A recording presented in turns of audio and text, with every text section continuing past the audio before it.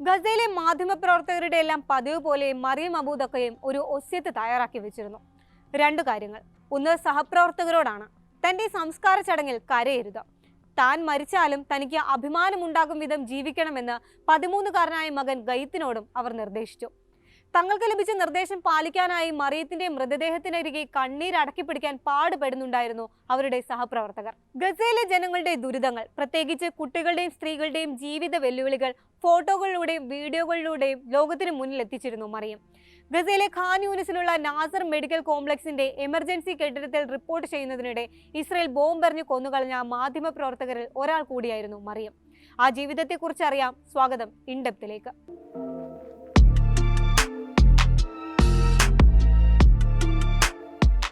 1992 ഗസയിലെ ഖാൻ യൂനിസിൽ ജനനം. അൽ-അഖ്സ യൂണിവേഴ്സിറ്റിയിൽ നിന്ന് ജേർണലിസം പഠിച്ചിറങ്ങി 2015 മുതൽ മാധ്യമപ്രവർത്തന രംഗത്ത് സജീവമായി. അസോസിയേറ്റഡ് പ്രസ്, ഇൻഡിപെൻഡന്റ് അറേബ്യ തുടങ്ങിയ മാധ്യമ സ്ഥാപനങ്ങൾക്ക് വേണ്ടി ഫ്രീലാൻസ് ഫോട്ടോ ജേർണലിസ്റ്റായി പ്രവർത്തിച്ചു വരികയായിരുന്നു Mariam. 2018 great march of return പ്രക്ഷോഭത്തിനിടെ ഗസ അതിർത്തിയിലേക്ക് മാർച്ച് ചെയ്തവർക്ക് നേരെ ഇസ്രായേൽ സേന വെടിവെച്ചു. അന്ന് 220-ലധികം ആളുകൾ കൊല്ലപ്പെടുകയും 900-200-ലധികം പേർക്ക് പരിക്കേൽക്കുകയും ചെയ്തിരുന്നു. അവിടെ വെടിയേറ്റ് വീണ ഒരാളുടെ ചിത്രം മറിയം ക്ലിക്ക് ചെയ്തു. മരിച്ചു കിടന്നത് സ്വന്തം സഹോദരനായിരുന്നുവെന്ന് പിന്നീടാണ് അവർ അറിയുന്നത്. മറിയം അബൂദക്കയുടെ പത്രപ്രവർത്തന ജീവിതം ശ്രദ്ധേയമാകുന്നത് ഇവിടെ നിന്നാണ്. കഴിഞ്ഞ 22 മാസമായി ഗസയുടെ ദുരിത കാഴ്ചകൾ അവർ ലോകത്തിന് മുന്നിലേക്ക് എത്തിച്ചുകൊണ്ടേയിരുന്നു. ഗസയിലെ സാധാരണക്കാരുടെ ജീവിതം, യുദ്ധത്തിന്റെ ഭീകരത, വീടുകൾ നഷ്ടപ്പെട്ട കുടുംബങ്ങൾ, സഹായ വിതരണത്തിനായി തിക്കിത്തിരക്കുന്ന ജനങ്ങൾ, ആശുപത്രിയിൽ ചികിത്സ തേടുന്ന പരിക്കേറ്റ കുട്ടികൾ, പോഷകാഹാരക്കുറവ് നേരിടുന്ന ജനങ്ങൾ എന്നിവയെല്ലാം മറിയം ക്യാമറയിൽ പകർത്തി. ഖാൻ യൂനിസിലെ നാസർ ആശുപത്രിയിൽ നിന്നായിരുന്നു മറിയം തന്റെ ഏറ്റവും ശക്തമായ റിപ്പോർട്ടുകൾ നൽകിയിരുന്നത്. തന്റെ ക്യാമറയുമായി യുദ്ധമേഖലയുടെ ഹൃദയഭാഗത്തേക്കാണ് അവർ പോയത്. സാധാരണക്കാരുടെ കഷ്ടപ്പാടുകളും ഇരകളുടെ ശബ്ദവും അസാമാന്യ ധൈര്യത്തോടെ അവർ ഒപ്പിയെടുത്തു. പോഷകാഹാരക്കുറവ് മൂലം മരിച്ച 5 വയസ്സുകാരൻ ജമാൽ അൽ നജാറിന്റെ ചിത്രം ലോകം കണ്ടത് മറിയത്തിന്റെ കണ്ണുകളിലൂടെയാണ്. യുദ്ധത്തിന്റെ തുടക്കത്തിൽ മകൻ ഗൈത്തിനെ ഭർത്താവിനൊപ്പം UAE-ലേക്ക് അയച്ച മറിയം ഗസയിൽ തന്നെ തുടർന്നു. ഇതിനിടെ പിതാവിന് മറിയം തന്റെ ഒരു വൃക്ക ദാനം ചെയ്തതായും അവരുടെ സഹോദരി പറയുന്നുണ്ട്. 2025 ഓഗസ്റ്റ് 24-ന് തന്റെ അവസാന സോഷ്യൽ മീഡിയ പോസ്റ്റുകളിൽ ഒന്നിൽ മറിയം ഗസയിൽ ഒരിടവും സുരക്ഷിതമല്ല എന്ന് കുറിച്ചിട്ടിരുന്നു. എല്ലാ സ്ഥലങ്ങളും അപകടകരമാണ്.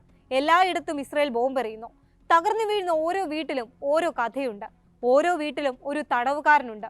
ഓരോ വീട്ടിലും ദുരിതമുണ്ട്. മറിയത്തിന്റെ ഈ വാക്കുകളിൽ തന്നെ ഉണ്ടായിരുന്നു ഗസ എന്ന യാഥാർത്ഥ്യം. യുദ്ധത്തിൽ മറിയത്തിന് തന്റെ വീടും പത്രപ്രവർത്തന ഉപകരണങ്ങളും നഷ്ടപ്പെട്ടു. എന്നിട്ടും സംഘർഷവും യുദ്ധവും അവശേഷിപ്പിച്ച മനുഷ്യരുടെ യാഥാർത്ഥ്യങ്ങൾ രേഖപ്പെടുത്തുന്നത് അവർ നിർത്തിയില്ല. രാവും പകലും അക്ഷീണം പ്രവർത്തിച്ചു. യുദ്ധസമയത്ത് മറിയത്തിന്റെ അമ്മ ഗുരുതരാവസ്ഥയിലായിരുന്നു. ഗസയിൽ ചികിത്സ ലഭ്യമാകാതെ ആശുപത്രി കിടക്കയിലാണ് അവർ മരിച്ചത്. അമ്മയുടെ വിയോഗം മറിയത്തെ വല്ലാതെ ബാധിച്ചിരുന്നു. ഈ വേദനയിലും അവർ ആ ജോലി തുടരുകയായിരുന്നു. 2025 ഓഗസ്റ്റ് 25-ന് ഖാൻ യൂനിസിലെ അൽ നാസർ ആശുപത്രിയിൽ ഇസ്രായേൽ സൈന്യം നടത്തിയ 2ാമത്തെ ആക്രമണത്തിലാണ് തന്റെ 33-ാം വയസ്സിൽ മറിയം കൊല്ലപ്പെടുന്നത്. ആശുപത്രി കെട്ടിടത്തിൽ ഇസ്രായേൽ നടത്തിയ ആക്രമണത്തിൽ റോയിട്ടേഴ്സിന്റെ ക്യാമറാമാൻ ഹുസാം അൽ മസ്രി കൊല്ലപ്പെട്ടു. സഹപ്രവർത്തകന്റെ അവസ്ഥ എന്താണെന്നറിയാൻ മറിയവും മോസ് അബു താഹ, മുഹമ്മദ് സലാമ, അഹമ്മദ് അബു അസീസ് എന്നീ മാധ്യമപ്രവർത്തകരും പിന്നാലെ ഓടിയെത്തിയപ്പോഴാണ് 2ാമത്തെ ആക്രമണം ഉണ്ടായത്. 5 മാധ്യമപ്രവർത്തകരെ തൽക്ഷണം കൊന്നുകളഞ്ഞു ഇസ്രായേൽ. നാസർ ആശുപത്രിക്ക് പുറത്തെ പടിക്കെട്ടുകൾ മാധ്യമപ്രവർത്തകർ പതിവായി ക്യാമറകൾ സ്ഥാപിച്ചിരുന്ന സ്ഥലമായിരുന്നു. മുന്നറിയിപ്പില്ലാതെയാണ് ഇസ്രായേൽ സൈന്യം ഇവിടെ ആക്രമണം നടത്തിയത്. റോയിട്ടേഴ്സിന്റെ ലൈവ് വീഡിയോ ഫീഡ് ഹുസാം അൽ മസ്രിയുടെ മരണത്തോടെ പെട്ടെന്ന് സ്റ്റോപ്പായി. ആദ്യ ആക്രമണത്തിന്റെ ദൃശ്യങ്ങൾ പകർത്താനെത്തിയ മാധ്യമപ്രവർത്തകർക്ക് നേരെയായിരുന്നു പിന്നീട് ബോംബാക്രമണം ഉണ്ടായത്. ഇത് ലോകത്തിന്റെ മുന്നിൽ തത്സമയം സംപ്രേഷണം ചെയ്യപ്പെട്ടു. ഫലസ്തീനിൽ ജോലി ചെയ്യുന്നത് എത്രത്തോളം അപകടകരമാണെന്ന് മറിയത്തിനും മറ്റ് പത്രപ്രവർത്തകർക്കും അറിയാമായിരുന്നു. 2023 ഒക്ടോബർ 7-ന് തുടങ്ങിയ ഗസയിലെ യുദ്ധം പത്രപ്രവർത്തകർക്ക് ഏറ്റവും മാരകമായ കാലഘട്ടമായി മാറി.